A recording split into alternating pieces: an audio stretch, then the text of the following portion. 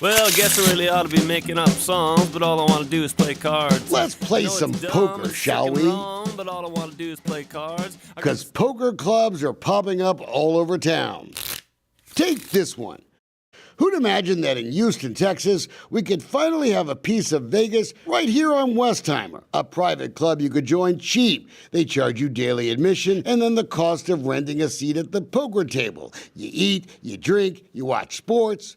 Sounds fun. Texas Attorney General Ken Paxton could weigh in any day now on whether he thinks these clubs are legal under Texas law. On a beautiful afternoon, I decided to go check out the Mint Club, one of the new poker rooms in the Houston area. I found it in the back of a shopping center near Clear Lake. You want to let me in? You want me to come? How do I come in? I want to play poker. But all I want to do is play cards. Well, they're clearly open. Maybe they just don't want me to be a new member. Okay, remember, you did that. Inside, could have sworn I saw the owner, Michael Eekman. Once I got over my broken heart, I did some more checking. Maybe he was afraid I was there to ask about his legal troubles in Utah and Nevada.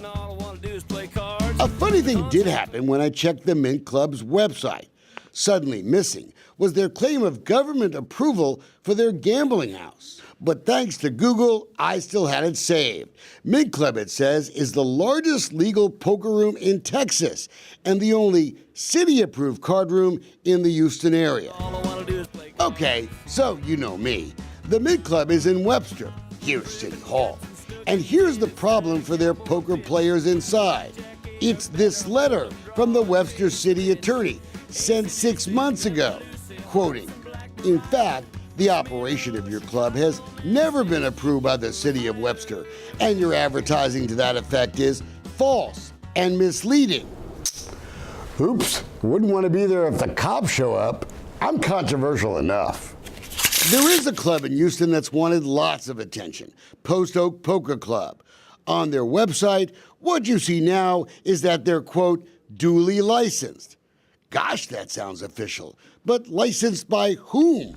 It would consider even the license we have at the front door a license that makes us a duly licensed facility. Duly licensed means licensed in any way from any governing body. What if you have a license to fish in Texas? Would that make it cool to play poker here at Post Oak? Just curious. You get the feeling that Post Oak is worried about that, some of their past claims of government approval, because their website has just changed too. This is what it used to say, quoting, "It's the only poker room in Houston that is in full compliance with the Texas Penal Code." But if they all play the same way, that can't be true. But for the good of the game, I'll play along. The city license Post Oak hangs its hat on is this one, near their front door. It's a game room license issued by the city of Houston. Does the city consider this a licensed poker facility? You would have to ask the city if they do. I would say yes, they do, because they have a license issued from the city. And if they don't, I would invite them to explain to me, the owner of the license, exactly what it is that I have and what the process was for, if they're telling me that it doesn't actually do what the language tells me and which I understand. So you'll enjoy this.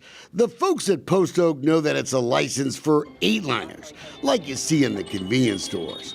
But the city ordinance does mention something called random generator machines. And that's where this gets fun. I view the table as the machine, and in this case, as the random generator machine. I'm not a lawyer, but I have a hard time buying the argument that a card table, a poker table made out of wood, even if it has a fast dealer and fancy writing, is a machine. I mean, let's be honest, cards lay on it, nothing else. We're not out there arguing that we're city approved or making any claims that bold. So what's the point of bragging about this license? Maybe they should talk first with their city councilman. Well, I will do everything I can in my power to get them shut down. Or have a chat with the DA, who is also watching the evolution of the Post Oak playbook.